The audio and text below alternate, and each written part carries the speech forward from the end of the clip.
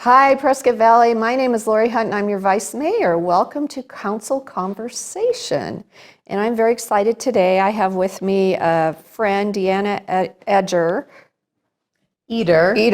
sorry about that, Director of Marketing and Communication, and Melanie Jacobson, who is the Senior Peer Program Manager, and you're with Polara. Tell me about Polara, Deanna. Well, Polara Health is a nonprofit organization that's been providing mental health, behavioral health, and crisis intervention in our community for over 56 years.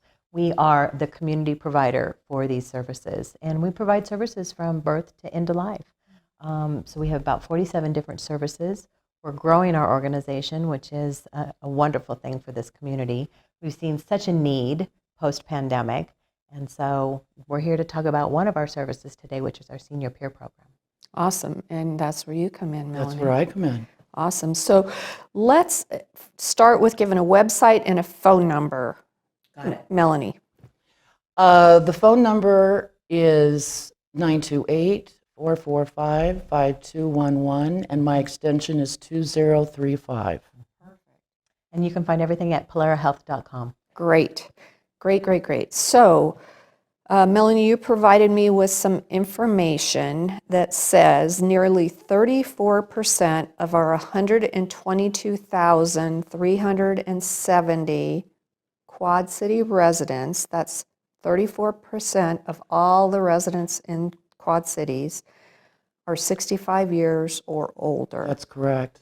And that's 41,600 seniors. And of that, 3,328 live in poverty. That's right. Which is very, very low income. It is. It's less than $1,300 a month. So, and that could even be homelessness. Yes. So why is this data important? What do you have to tell me today? It's vitally important because our area has become a retirement haven. Thousands of people are moving here. And what happens is these folks have left their home, their family, back wherever they came from. They move here and one of the spouses dies and they're isolated and alone. The consequence of that is that they don't know anyone here, and it's very difficult for them, as we all know, to get timely medical care. Many of them can't drive. And as a consequence, they're isolated.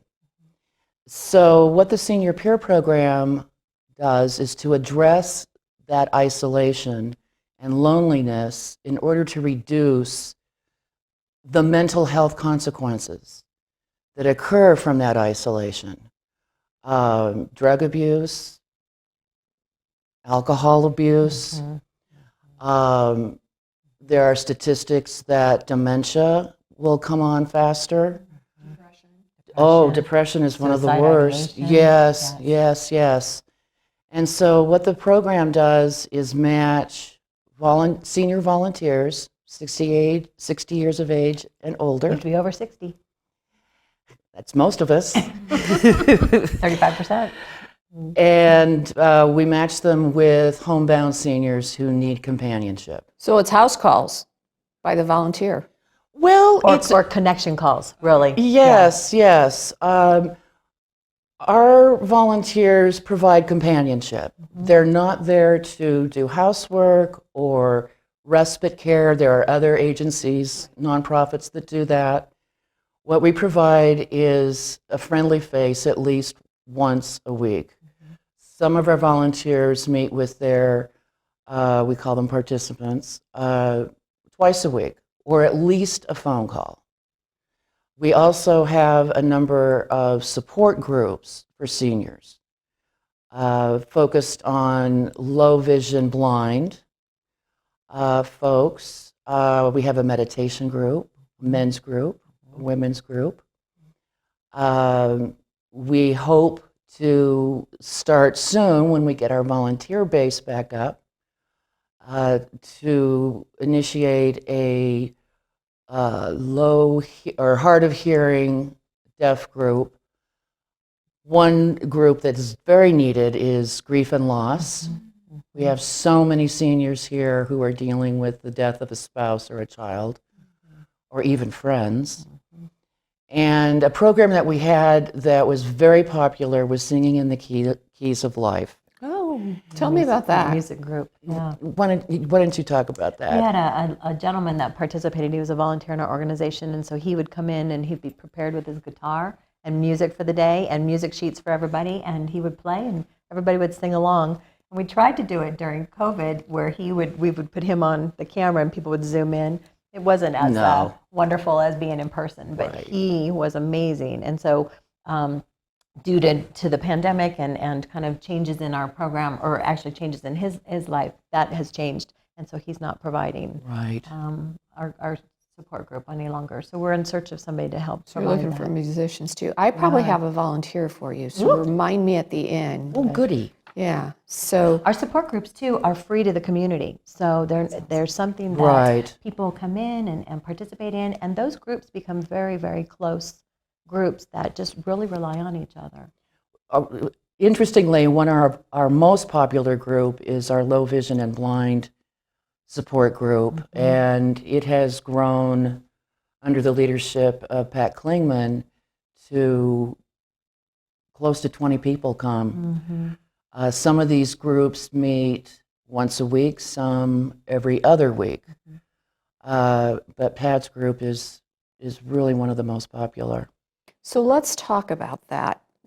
I don't know if you know, but we have a transit system now. Yes. Called Yavaline, where people can go places for $1. Wow. So that's such a great service. We need to make sure all of your clients know that, because they just pick up the phone even an hour or two before, preferably the day before, schedule their ride to your group, pay $1, and then we'll come back and pick them up and take them to their door. Now, our groups all meet in Prescott. Would that still be available to them? Probably not, because yeah, we're just doing it at Prescott Valley, so maybe you guys need to have some groups in Prescott Valley now. Exactly. Yeah. In fact, So most think of our about that. volunteers are in either most of them are in Prescott Valley. Those that we have left from COVID are in Prescott Valley. Yeah, so maybe think about that. That's a good idea. If you have a facility, because Yavaline will be there for you. Prescott isn't part of Yavaline yet. We're hoping they'll join us eventually, but right now we're just in Prescott Valley. So fabulous. Yeah, it is pretty awesome. Great service. Okay, so we talked a little bit about the low vision blind meditation group, men's and women's group. Anything else about your groups other than you need to start in Prescott Valley? Melanie, however we can help you, let me know. We have such a wonderful community partner in Prescott, the United Methodist Church, and they let us use their facilities for free, and so it's worked out. It's such a win-win for us and for our people that participate in the groups. So we'll have to figure something out. So if that's what you need, let's talk more on that too. So tell me how you train your volunteers, or because we probably have viewers that may be interested in volunteering. Tell me how you train your volunteers. There's a 4-hour training, and this occurs after we do a screening. Our volunteers are required to be fingerprinted and get a little fingerprint card and a cursory background check. We then probably will be having a training either in early December or the beginning of next year, which is just around the corner. Right. It's a 4-hour training. It covers the do's and don'ts. Our volunteers are not psychotherapists. They are not there to diagnose or do therapy. It's companionship, it's friendship. So we're very clear about what the boundaries are, the do's and don'ts. And resources and Yes, that is one of the benefits, I think one of the greater benefits of the volunteer senior peer program is that the volunteers are able to see what their participant needs and they'll give me a call, and we will set them up with the right agency in order to get those needs met. That's fabulous. Yeah, our community is rich in resources, Oh, right? it is And very rich. so we're able to provide some resources to our participants that are in Right. our program. Right. Yeah, we have some wonderful nonprofits and churches, like you said. So we talked a little bit about that. It looks like you also have resources if the volunteer goes in and says, hey, they might need some house cleaning, or they Yes. may need some gardening. Yes, Tell me a little yes. bit more about that. Well, we have a close collaboration with people who care, who specialize in providing transportation for homebound seniors to doctor's appointments, grocery shopping, that sort of thing. There are a couple of agencies that provide housework, yard work, that sort of thing. People who care used to do that, but they're mostly focused on transportation. And then you've got, Meals on Wheels, right? Yes. And our Yes, local one here in yes. Prescott Valley. Yeah. That's fabulous. Okay, so I hear you have some success stories of volunteers with their friendship seniors. Yes, I So will tell me. try to summarize this as much as I can. Shelley contacted our program. Her longtime companion had recently died. She just moved here from out of state, did not drive, and was struggling with multiple physical and emotional issues. Shelley was lonely, isolated, and still grieving the loss of her loved one. She reached out to us, desperate to feel better about herself and her life. We matched Shelley up with a wonderful senior peer volunteer, Alice, who made an immediate connection with her. During their weekly visits together, Alice offered Shelley her compassionate, listening presence, and in turn, Shelley came to trust Alice and shared with her openly about her worries, concerns, and needs. Alice provided Shelley with contact numbers to access needed services and encouraged her to connect with these agencies, which she did. Slowly, Alice began to see an improvement in Shelley's outlook on life and a noticeable improvement in her physical and emotional well-being. And that is the core principle of our program. It's just that friendly contact on a regular basis that over time will help the participant come out of their depression, loneliness, isolation, and want to continue back in the world. Right, and friends are so important at any age. And connection is so important. Right. Absolutely. And they may need a ramp into their home. And I know right before we started, we talked about the Coalition of Compassion and Justice. And I recently talked to their executive director, and she told me that in the last year or so, the number of seniors 65 or older in their shelter or calling for their services has increased dramatically. Yes.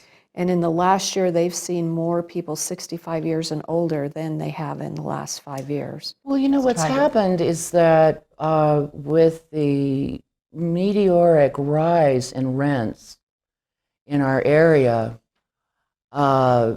seniors on fixed incomes are essentially being kicked out of where they've lived for a long time, and they have nowhere to go because there's no affordable housing available. My understanding is that the low-income housing that's available in our area has 2- and 3-year waiting lists.